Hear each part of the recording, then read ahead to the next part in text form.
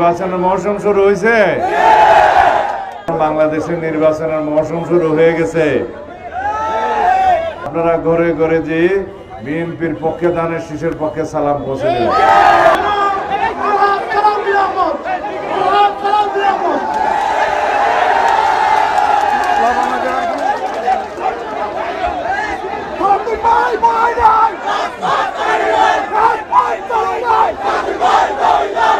প্রিয় ফোটাখালীবাসী, আসসালামু আলাইকুম। মাগরিবের সময়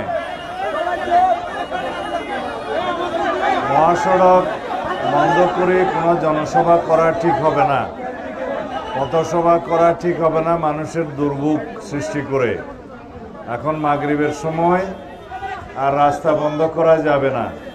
আমি অন্য সময় আপনাদের সাথে দেখা করতে আসবো, কথা বলবো। এই সময়টা জনসভা করার জন্য উপযুক্ত সময় নয়। এখন মাগরিবের আজান দিবে, বৃষ্টি বাদলের সময়। আপনাদের প্রতি কৃতজ্ঞতা জানাচ্ছি। অনেক কষ্ট করে এই ঝড় বৃষ্টির মধ্যেও আপনারা অপেক্ষা করছেন সেজন্য। ফোটাখালীবাসীর কষ্ট আছে, দুঃখ আছে, লবণের ন্যায্য মূল্য নাই, আমরা জানি। আপনারা আন্দোলন সংগ্রাম করেছেন লবণের ন্যায্য মূল্যের জন্য, তাও জানি। সরকারের কাছে আমরা নিবেদন করেছিলাম, আমরা আবেদন করেছিলাম, আপনাদের আবেদন নিয়ে ঢাকায় গিয়েছেন, জেলা প্রশাসনের কাছে দিয়েছেন, সরকারের কেন্দ্রীয় দপ্তরে পৌঁছিয়েছেন, জানি কোনো লাভ হয় নাই। আপনারা অপেক্ষা করুন, ইনশাআল্লাহ সুদিন আসবে।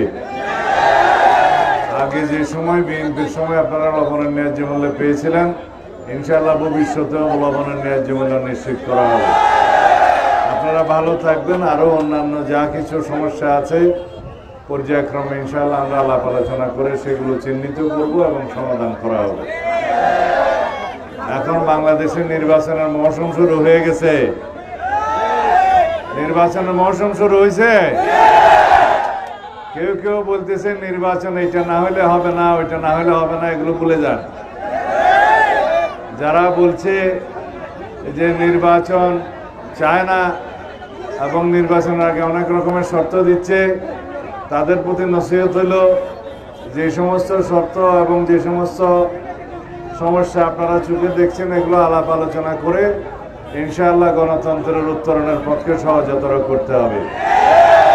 যে গণতন্ত্রের জন্য আমরা সংগ্রাম করেছি, আমাদের সন্তানেরা শহীদ হয়েছেন, তাদের প্রত্যাশা হচ্ছে গণতন্ত্র প্রতিষ্ঠা করতে হবে, ভোটাধিকার প্রতিষ্ঠা করতে হবে। বিগত 16-17 বছরে মানুষ আন্দোলন করেছে, সংগ্রাম করেছে, রক্ত দিয়েছে, শহীদ হয়েছে এই গণতান্ত্রিক অধিকার প্রতিষ্ঠার জন্য। সুতরাং আমাদেরকে সবাইকে ঐক্যবদ্ধ থাকতে হবে এবং আগামীতে যে নির্বাচনের সময়সীমা ঘোষণা হয়েছে তার আগে আপনারা ঘরে ঘরে যেয়ে বিএনপির পক্ষে ধানের শীষের পক্ষে সালাম পৌঁছে দেবেন। খুদা হাফেজ, ভালো থাকবেন। আসসালামু আলাইকুম।